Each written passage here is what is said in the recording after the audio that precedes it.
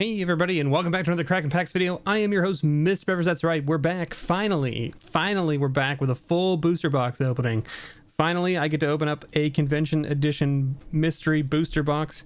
I had some issues with the shipping and all of that stuff with this set, which is why I wasn't able to do it on release of this set.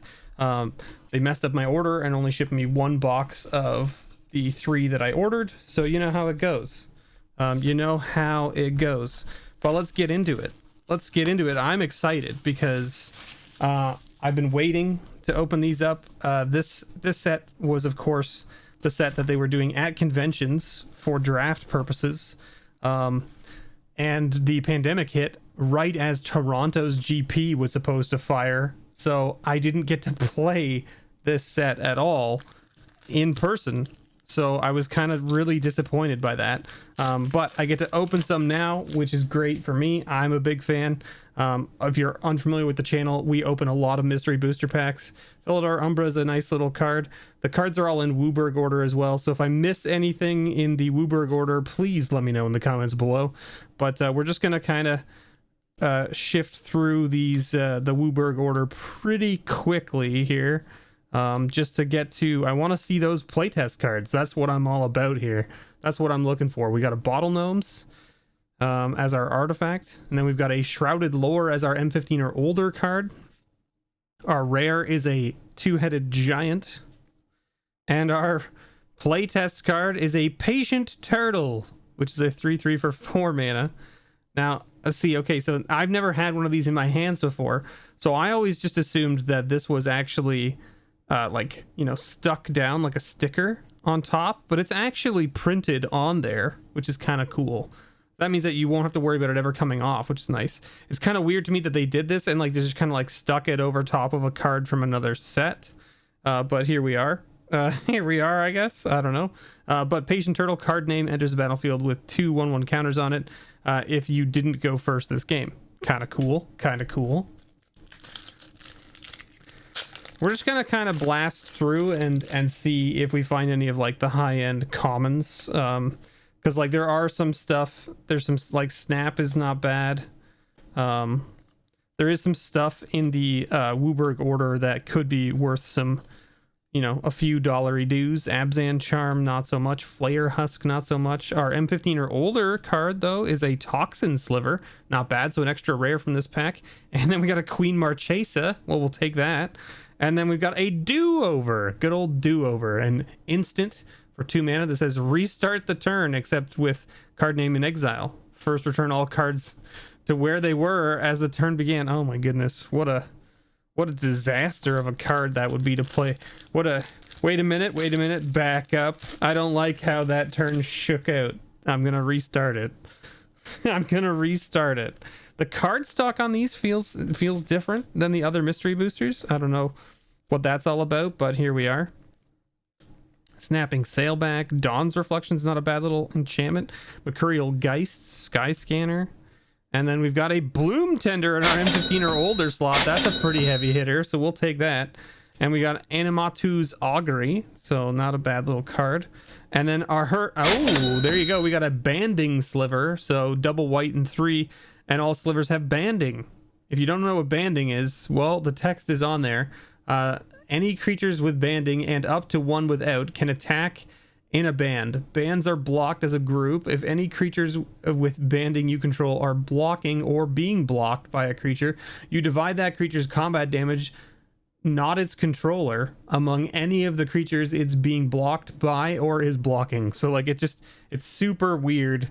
It's a very, very weird mechanic. You can understand why they didn't continue to print it after it was initially released, because I think it just caused a lot more confusion than anything else. A nice Genju of the Fens there. Cool. Fiery Temper. Etched Oracle as our artifact. Not bad. Hey, we got an Umbral Mantle. That's a pretty good one. We'll take that. And we got a Spawning Grounds as our rare. Enchant Land has tap, create a 5/5 green beast creature token with trample. That's pretty cool. And our card is a Gunk Slug. Yes, Gunk Slug. A little 2/3 for 3. And when it enters battlefield, create 3 gunk tokens, token cards, and shuffle them into target opponent's library. Gunk is a colorless sorcery card with no mana cost and has cycling 4. So it's just like a card that gunks up their deck. What a weird thing. What a weird card. Very cool that you get to like shuffle things into your opponent's libraries. Sorry, let's go like this. We got Mind Sculpt. There's Propaganda, so that's not a bad little Wooburg card. We got Demolish, no. Reclusive Artificer, no. Filigree Familiar, the little fox, not a bad little fox. Our M15 or older card is a Ancient Den, so we'll take that. And our rare is a Adorned Pouncer. And we got a Bind and Liberate. So counter target activated ability. Counter target activated ability. Mana abilities can't be targeted. Okay. Draw a card. And then Liberate costs 1 and a white, and it says instant exile target creature you control. Return that card that card to the battlefield under its owner's control at the beginning of the next end step. So kind of interesting. Kind of interesting. I have no idea what these test cards are worth dollar wise. I know that they did see a price spike because of availability of them. I'm gonna guess that those prices will be coming down due to this stuff, due to the reprint here. But Gutshot used to be. Cultivate also used to be. We did get a Phyrexian Reclamation and an Arcane Denial there, which is not bad. Slave of Bolas. Hey, our colorless card is a Reliquary Tower, though. We'll take that. And we got a Rune Crab as our M15 or older card. That's not too shabby either. Phyrexian Plague Lord. And our rare is our test card is an Aggressive Crag. The beginning of combat step, tap card name. So this is like something that you can use in your first main phase, and then otherwise it gets tapped. It's kind of cool. It's like a little like fast land, but not. Interesting. What do we got here? Oh man, Smash to Smithereens used to be pricey. Deny Reality. Ash Barons not a bad little card. Okay, we got another mythic here in our M15 or older slots. Kargan's Dragon Lord. And another mythic, Temporal Mastery. So double mythic pack. And our test card is an Everlasting Lich. It's a 4/0 and it can't block and it can't die. Interesting. That's a card that I have to send to Jim probably, right? From the Spike Feeders. Sounds correct. The packaging on these is really strange. They feel like they're gonna like fall out of the package, but then they don't. A Dream Cache? No. Will-o'-the-Wisps used to be over $1. Don't know if it still is. Nature's Claim is close as well. Jungle Barrier. Suspicious Bookcase. Our M15 or older card is a Vishino Sandstalker. And then we got a Gonti as our rare. Gonti's not a bad little card. I'll take it. And our playtest card is Rough Underdog Champ. Legendary creature Dog Soldier. Oh man, now I can build a mono white commander deck with this, right? So all hounds are dogs. Will errata this to be true. First strike, lifelink. Underdog. If you lost a game this match, card name and other dogs you control get +1. Weird. Not so great in Commander, I guess, but still kind of fun. Wall of Omens, not a bad little one. We'll take that. Street Wraith also over $1 now these days. Tarfire. Flamekin Zealot, no. But a Thought Vessel, we'll take that. That's a nice little ooh, and an Aura Shards in the M15 or older slot. We'll take that as well. And an Aetherflux Reservoir, which is a big pricey card these days. And our test card is Frontier Explorer. So it's a 2/1 for 1 mana. This is pay 3 and tap it. Until end of turn, you may play 1 basic plains card from outside the game. So just like if you have it in your sideboard, you can play it, kind of, I guess is the idea. Or like, you know, if you're... it doesn't really work in Commander because Commander doesn't have an outside the game area, right? Unless it's like in exile, I guess. I don't know how that works. Animate Dead's a nice little card. Cauldron Dance as our multicolor card, and Immortapod as our colorless card. Then we got Yavamaya's Embrace as our M15 or older card. Then we got Eldritch Evolution as our rare, and then we got Witty Demon as our test card. It's got a microphone. It's got a little microphone. Gosh, these cards are hilarious. I'm so glad that they made this available at LGS's so that I could pick some up and actually show this off on the channel / get to play it with my friends. I'm saving a box to play with my friends. It's going to be great. We're going to have a blast, I'm sure. Fire and Ice as our multicolor card. Crumbling Necropolis as our colorless card. Chatter of the Squirrel as our M15 or older card. And then we got a Decree of Justice as our rare. And then our playtest card is Zuru Spectre. Look at that. Aww. Fluffy. The very hypnotic Spectre. Aww. A 2/2 for 4. Flying. When it deals damage to an opponent, that player discards a card unless they challenge you. If challenged, you show them 2 black cards in your hand, they must discard 2 cards. Wow. So it's like Hypnotic Spectre, but like with a mini game built into it. That's kind of funny. Okay, our white cards. No. Blue cards. Blue Elemental Blast I don't think has been over $1 for a little while now. But I can't remember. Venom Sliver, I believe, is. Got a Diamond Mare. And then our M15 or older card is an Eater of Days. Look at that big 9/8 flying trample.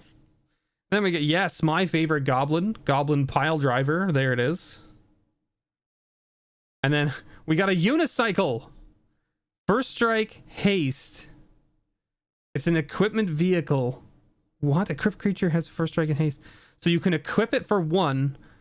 Wow. Or you can crew it for 1 and it becomes a 3/1. My goodness. The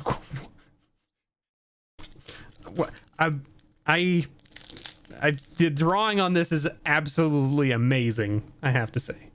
Because that is a person riding a unicycle, wielding a unicycle in their hand. And I want to see this very much now. I want to see this very much. I can't even imagine if someone got 2 of those like in their draft playing this in at the events or whatever, right? Like just crop rotation might be. Yeah, I think it might be over $1. We got a Campaign of Vengeance, Sunset Pyramid. Our M15 or older card is a Gilt Leaf Palace. That's not a bad one. And then our rare is a Release the Gremlins. And we got a Corrupted Key. Creatures you control have Menace and Death Touch. Wow. So you just have to find a way to tap it because it's an artifact that doesn't have its own tap ability. So if you can find a way to tap it and keep it tapped, your creatures just have Menace and Death Touch, which seems pretty strong. Let's be fair.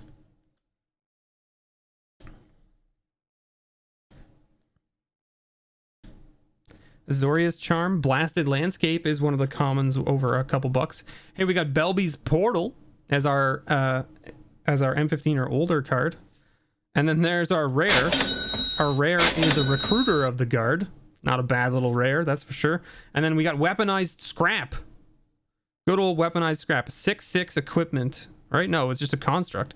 Upgrade. This creature enters the battlefield covering another artifact if you control. If it can't, exile it. Ignore the artifact it's covering. Anywhere this card goes, cards underneath it also go. It has haste. What? Anywhere this card goes, the other cards underneath it also go. So, like, that means that if it gets destroyed or exiled or bounced, the other cards that are under it also have that happen to it. Interesting. But I feel like you can't put more than 1 under it, though. Do you know what I mean? Like... Unless there's probably some weird combo that you could do to get 2 cards under it. But like in draft, I don't believe you could do anything. Our colorless card is actually blue, which is a Benthic Infiltrator. Our M15 or older card is a Wild Nakatl.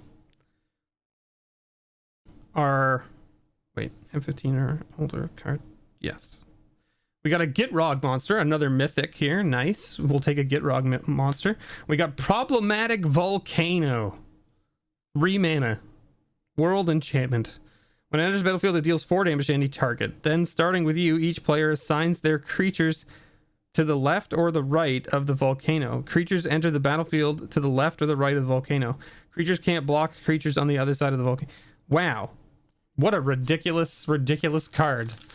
That would make for some hilarious games, I have to say. I feel like Problematic Volcano is actually one of those ones that you could like probably get away with playing in Commander and like be like, look, I've got this card in the deck.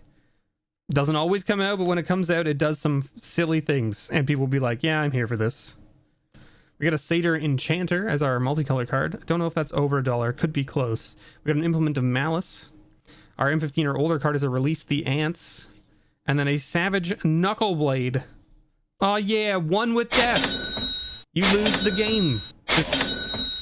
Hey, I lose. What up, friends? I have 1 black. I lose. It's a scoop. Scooping in card form. Got a Murder there. Nice. Good old Murder. Goblin Bombardment is over $1.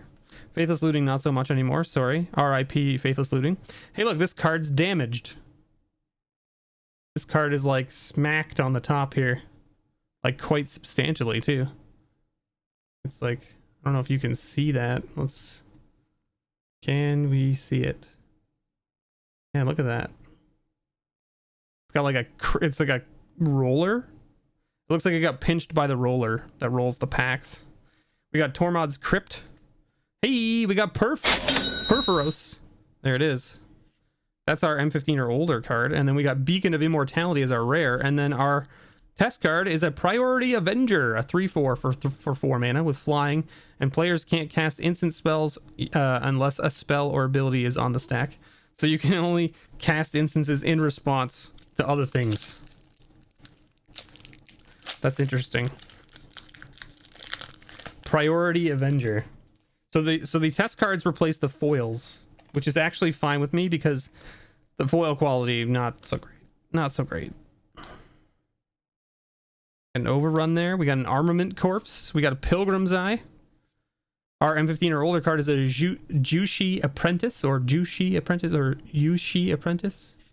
And then we got a Supreme Verdict, which is not a bad little rare there. And then our test card is a Baneslayer Aspirant, 2/2 for 2. And it says it gets +3/+3 and has flying, first strike, and lifelink as long as you have 1 or more emblems. That's kind of cool. So if you have an emblem from a Planeswalker, that becomes a Baneslayer Angel, which is kind of neat. That's kind of neat. Meditation Puzzle? I don't think I've ever seen this card.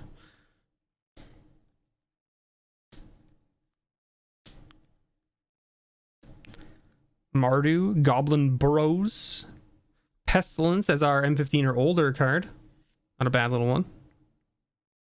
Put you here. And then we got a Tauren Mauler, great in Commander, of course. And then our test card is an Interplanar Brushwag. 6/4 for 4 mana. This is Interplanar. This creature enters onto the interplanar battlefield. Players can't control creatures on the interplanar battlefield. Vigilance Haste. Whenever a player attacks with a creature with power 4 or greater, Interplanar Brushwag also attacks the player or planeswalker that creature is attacking. So it just like you play it and then you hope that your opponent doesn't have creatures with 4 power or greater so that they can't utilize the Brushwag themselves. And then you can just get in and just start cracking in for a bunch of damage. Good old Experiment 1, Warden of the Eye. Our first Khans land, Blossoming Sands. We got a Chancellor of the Annex as our M15 or older card. We'll take that. And a Black Market as our rare. We'll take that. And our test card is Truth or Dare. Target opponent chooses 1. Truth or Dare. Truth, the player plays with their hand revealed for the rest of the game. Or Dare, mill all but the bottom 10 cards of that player's library.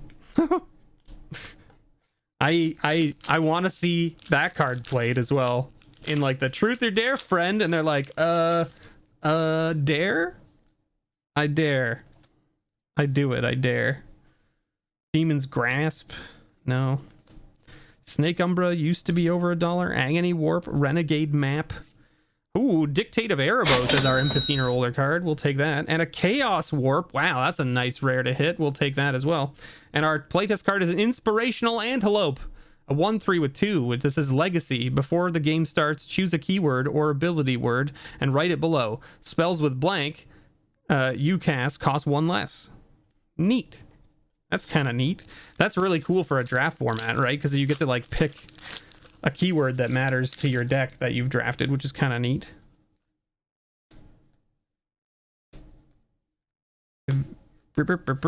Let's see. Lead the Stampede. No. Commute. Wean Dragonauts. There's a Great Furnace. Not too shabby. Bow of Nylea as our M15 or older card. We'll take that. A Mirror Entity as our rare. Mirror Entity is nice. And we've got a Command the Chaff. So 6 mana instant that says look at target opponent's sideboard. You may cast a card from the sideboard without paying its mana cost. Exile Command the Chaff. That's kind of funny. That's a funny one, especially for draft. Let me look at your sideboard, because chances are you and your opponent are probably not playing the same colors, right? We got a Carrion Feeder there, which is close. Martial Glory. And there you go. Whisper Silk Cloak is a nice...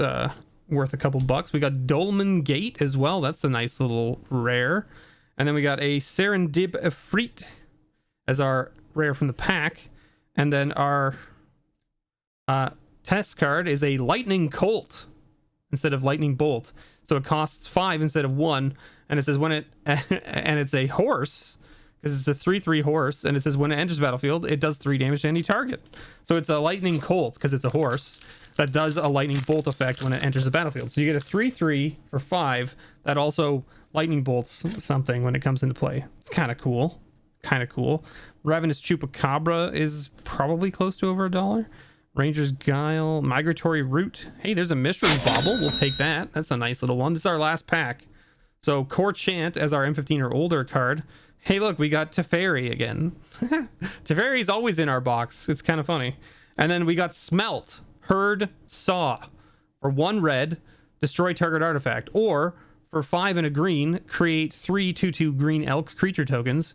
Or for 1 and a black, sorcery speed, destroy target creature. Its controller creates 2 1/2 red half creature tokens. So you can destroy an artifact, or gain 3 2/2s, or you can saw a creature in half, which is kind of funny. That's really interesting.